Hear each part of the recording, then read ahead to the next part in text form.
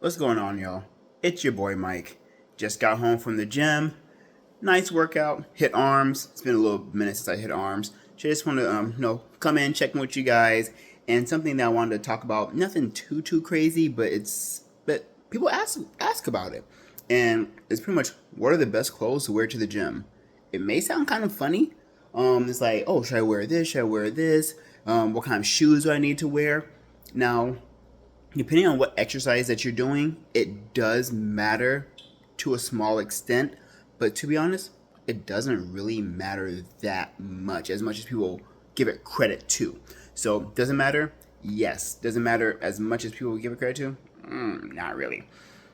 The two caveats I would say is that if you're working out in an environment where temperature is an issue, so let's say if you're working out in a really warm environment, whether it's like you're running outside in the summer or if you're like working out in a garage or something like that, you want something that's kind of flowy, kind of loose fitting, and something that can kind of like wick up some of the moisture. So sometimes you see people just like a regular cotton type shirt, kind of like get the moisture off of you, or they have like different like shirts that are like actually like wicking material to get the water off of you.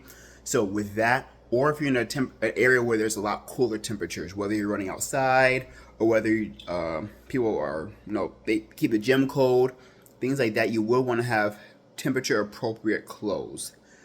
Another thing I would say is have exercise appropriate clothes, and what I mean by that is something you can move around in. Sometimes you see people whose clothes are just way too tight for what they need to be. So it's like, are you there to work out or are you there to show off? Now again, no, you work hard. Like you work hard for your gains. So show off your gains. I'm not mad about that. No, do what you have to do. Do what you want to do. Again, the gym is a place where you can show off your gains a little bit, but it's also a place where you want be proud of what you're doing, but you also want to be able to move around. So do I wear shirts that are like a little bit tighter sometimes? Yeah, depending on what I'm doing. Do I wear pants that are that may be a little bit higher? Yes, depending on what I'm doing. If I'm doing legs, then I do wear shorts that are just a little bit higher, so I can look at my quads and stuff like that. If I'm doing arms, then I may wear a shirt, a shorter sleeve shirt, or maybe roll up my sleeves a little bit just so I can see my arms working. But besides that, do the clothes really matter that much? Not really. To be honest, this is the shirt I was given. It's nothing too fancy. It was just a t-shirt. I'm like, okay, perfect. You don't have to go and get Lululemon clothes or this specific designer clothes or whatever. If you want to support your favorite, your favorite store, your favorite YouTuber, or whatever it is if they're selling clothes, buy the stuff. No, support your people. But if you buy this shirt it has like this particular material and this and this and this, it doesn't really matter too much. Wear what you're comfortable wearing. Some people like to wear what they call pump covers, so it's like a really big shirt. So it's like to kind of hide what they're actually working. Again, that is okay. Do what you do. There are people who wear the pump covers and then under that they'll have a stringer, which is think about a tank top, but usually a little bit smaller. The straps are a little bit smaller. In the back, you have like almost like a T back, so you see a lot more of the back development. Sometimes you see the combination. When they're warming up, they wear the pump cover, and once they have the pump, they take the pump cover off, and then they show their gains. If you want to do that, do that. Perfectly fine. Have fun. If you want to just rock your pump cover, just rock your pump cover. If you just want to wear a stringer, just rock your stringer. The big caveat I would say is wear clothes that are appropriate for the environment also. So, for instance, if you're in a gym where there's a lot of little kids, a lot of kids that are like middle school, high school, and this is mainly particularly for my ladies. Again, no offense, but sometimes my ladies wear shorts that are just way too tight, or they ride all the way up in places. For that, I would say, think about other people around you. Do you work hard for your gains? Of course you do. But there's a right time and right place for everything. Be proud of the work that you put in to get there. However, be courteous of other people. And again, it's like, I'm not going to say it's like, oh, you can never show off your gains, but no, examine the room, if you will. You know what I mean? Examine the room, know your audience, because There's certain things you can say around certain people, certain things you can do around certain people, certain things you can wear around certain people. So just kind of know your audience. If you don't know your audience, err on the side of like a little bit more conservative than not. Because people get offended by a lot of things, and I would prefer my audience to be in a place where they're like, hey, I feel comfortable to work out. Again, whether it's you're the new person in the gym, you want to be in a gym that's comfortable for you, or you're the person who has experience and you're like, hey, I just want to wear different clothes. So be comfortable with what you're wearing. Show off your gains if you want to, but also know your audience, know the gym area, because there are gyms that are bodybuilding gyms that they allow the guys to take off their shirts, ladies to walk around in a sports bra and the really short shorts and things like that. There are more family friendly gyms that don't allow that. Different gyms have different dress codes. It may sound silly, but different gyms have different dress codes. You have to know your environment about where you're at. Again, for guys, I will say that we tend to have a little bit easier because guys, we don't show off. We don't have a lot of the more private things to hide, if you will. But then you see a lot of guys taking off their shirts, and some gyms they don't allow guys to take off their shirts. So it's a little bit easier for guys. Again, from our ladies, I'm sorry you guys ladies have it harder with everything, to be honest. So I'm sorry that you ladies have a little bit harder. But again, know your audience, know your surroundings, know where you're at, and kind of know the dress code, if you will. If this is a gym that you've been to before, then know the dress code of the area, know where you're at, and just wear the appropriate clothing, if you will. Now that is just in regards to shirts, pants. Again, wear the pants that you feel comfortable with that are going to allow you to do the exercise that you're trying to do. Again, if I'm just doing legs, that will wear shorts that maybe a little bit tighter and a little bit higher. However, if I'm doing a stretching day or a mobility day, then some of my leg day shorts won't allow that. But I do have shorts that are a little bit shorter than my traditional shorts, but they're a lot more loose. So I can do a lot more stretching, a lot more mobility work, a lot more high kicks, things like that in those shorts. So if I know that, okay, this is my goal, then I'm going to wear clothes that are appropriate for my goal. Does that make sense? So those are some of the big things to pay attention to. In regards to shoes, do the shoes matter? Yes. There are certain shoes that you do want to wear for certain exercises. For my beginners, I would say just wear a comfortable shoe. If you're able to find a shoe that has what's called a wider toe box, that's actually a lot better for you, just in general, just in life, not just in the gym, but in general. Having a shoe that has a wider toe box is better. And pretty much the toe box is pretty much where your toes are. Because if you pay attention, if you look at your shoe, they all have these smaller areas for your toes. And that's more regards to fashion and things of that nature.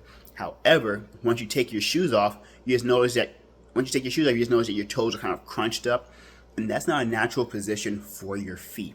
And again, our support system starts at our feet, goes from our feet all the way up. So why would you want to have a weak support system if you're trying to better yourself? So a couple things you can pay attention to, but I'll talk about this a little bit later on in the video. But just generally speaking, you do want to have a shoe that has a wider toe box, for the gym, for life, for comfort, for your foot health. Some people pay attention to their socks. Do your socks matter? Again, if you want to have something, if you want to pay attention to your socks, pay attention to your socks. If you just want to have a regular cotton sock, just have a regular cotton sock. Go to whether it's Target, Walmart, wherever you get your socks from, and rock those. There's nothing wrong with that at all. Going back to the shoes, again, have the correct shoe for the appropriate thing. You don't want to have a running shoe. Generally speaking, you don't want to have a running shoe while you're doing certain lifts, because running shoes have a lot more cushion in them because of what they're made for. They're made for that impact. They're made for that rebounding action, if you will. So if you're running, if you're playing sports, you'll want to have more of a running type shoe that will allow for that lateral motion, that springiness that you have. However, if you're doing like some kind of lifting, whether it's like a squat, one of the Olympic lifts, something like that, you do want to have a shoe that has a harder bottom because it allows for more stability. And whenever you're doing something that's like that requires a lot of stability, your squats, your deadlifts, your overhead presses, things of that nature, you do want to have more stability. Because think about if you're trying to deadlift and you don't have a good solid foundation, then your ankles can give out, and that's not a good thing. It just breaks down the whole tree starting from the ground, and that's not a good thing. So you do want to have a shoe, that has a good solid foundation. They have specific squat shoes. Does a squat shoe matter?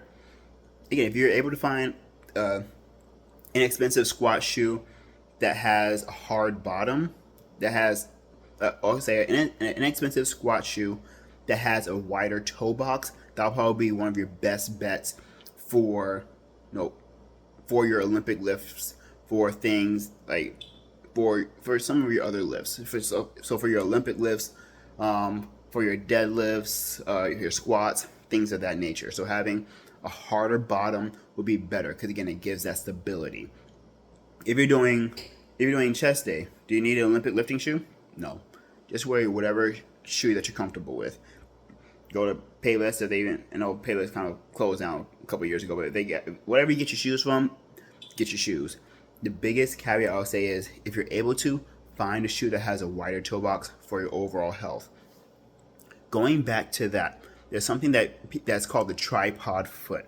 And pretty much what I want you to think about is, you have a camera tripod. Obviously, I don't got one. You see me bounce all over the place. But think about, just having a tripod for your camera or whatever. You have those 3 prongs. If 2 of the prongs are too close, the tripod can fall over. Same thing with your feet. You have what's called the tripod foot. So if you take your shoe off and look, you have the knuckle of your big toe, kind of the knuckle of your small toe, and you have your heel. That is a tripod foot. Whenever you're squatting, leg pressing, whenever you're doing something with your legs, you want to think of your tripod foot.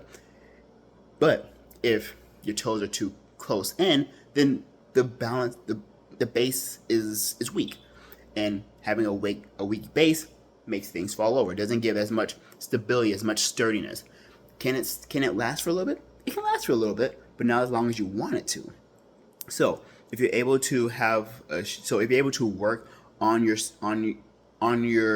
tripod, if you're able to improve that connection that you have, that overall stability, it just gives you more pushing power, more staining power, more stability, more force production. So you're actually able to get a little bit more out of your workouts. Now, if you don't have a hard bottom shoe, if you don't have a squat shoe, what do you do? Things I would recommend is like whenever you get home, this may sound really weird, but stretch your toes out. My ladies tend to know this a little bit more than my typical guys. But ladies, whenever you're getting your toes done, I put those little toe spacers in like between your toes to keep your toes dry. Those are a perfect idea. They sell those like sports something. They're probably like $15.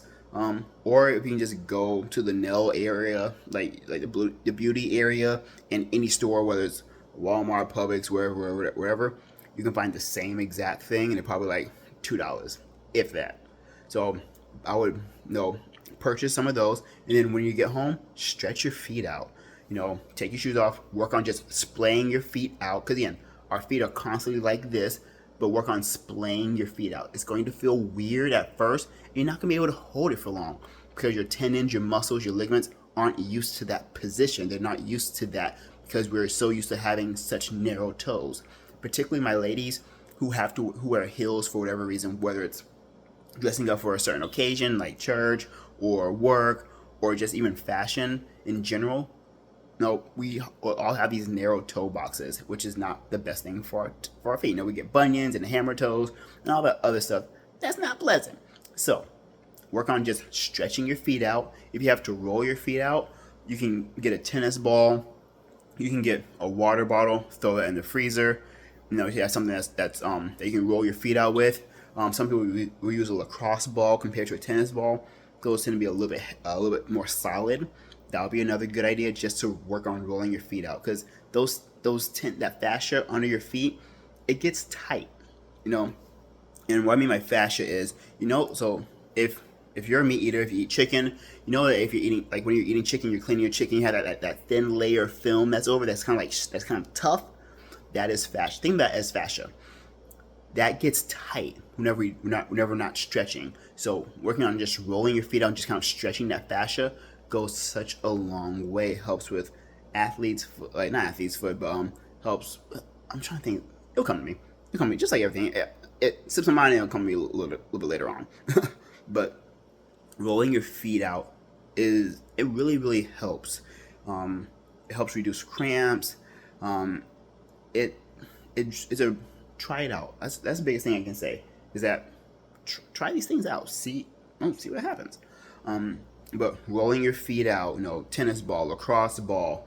If I remember when I was doing kung fu, we had what we called massage balls, which is just like a hard ball. It's probably like that big, but every now and then I'll put that on the ground. I'll use that, to kind of roll my feet out. Try those things, and then if you're able to get those toe spacers, get those toe spacers. Another thing is just actively try to splay your feet out. Try to splay your feet out so you can work on getting that better connection with the ground. So you're able to have a more stable, solid foundation while you're doing your standing exercises. Whether it is a squat, whether it's a deadlift, whether it's an overhead press, whether if it's doing a dance class, you're on your feet and just kind of like you just need that overall stability. Whether you're doing a body weight squat or a dumbbell squat, anything that you're going to be on your feet or that you're pushing with your feet, your leg press, you still need to kind of work on that overall stability, just to make sure that you're pushing properly and making sure that you're getting the most out of your exercise. So work on splaying your toes out. Again, if you're able to find a shoe, that has a wider toe box, try that out. Whether it's for your regular exercises, just getting a tennis shoe that has a wider toe box. Whether you're doing your leg day and you're like, hey, I don't have the finances to get like a hard sole shoe with a wider toe box, because they can add up. I will say they can add up. Just work on splaying your toes out. Another thing that kind of stinks is that we take for granted certain things that play a big role. So we tend to take for granted our sleep. We tend to take for granted our water. We tend to take for granted our feet. And particularly for my people who have different health issues, whether it's diabetes, whether it's blood pressure issues, whether it's a vascular issue, how important your feet are. Like my diabetic people, they're constantly have to check the bottom of their feet because they the nerve conduction is reduced, so they can't feel certain things. So my people with diabetes, with the vascular issues, they know how important taking care of our feet are. However, for people who don't have those issues, we take our feet for granted. It's like, oh, it's a foot, whatever. But pay attention to your feet, because again, that's your stability. That's how you kind of control everything. Because again, if you don't have your feet, you lose contact. You lose force production in regards to your exercise, and just comfort also. Because it's like if you have like a little tiny rock in your shoe, it just bugs you all day. Same thing. So your feet are important. So pay attention to your feet. But that's just a little something I wanted to talk about. Kind of seems like I got a little sidetracked, but do the clothes. Circling back around the main topic of this video. Do the clothes that you wear to the gym matter? Yes and no. Pay attention to your audience and wear something that is going to be appropriate for the exercises that you're doing, because we want to make sure that you're able to move around, and that we also want to make sure that the clothes that you're wearing are appropriate for the climate that you're in. Again, if you're going to be in a warmer climate, you want something that's more loose fitting, something that can wick off that moisture. If you're in a colder climate, layer up and make sure that you're comfortable. Again, just some very quick tips and tricks I got for you guys. If there's anything else that you want to know, let me know what's going on. I'm thinking about going live later on tonight. We'll see what happens. But again, stay tuned. All right, y'all. Later.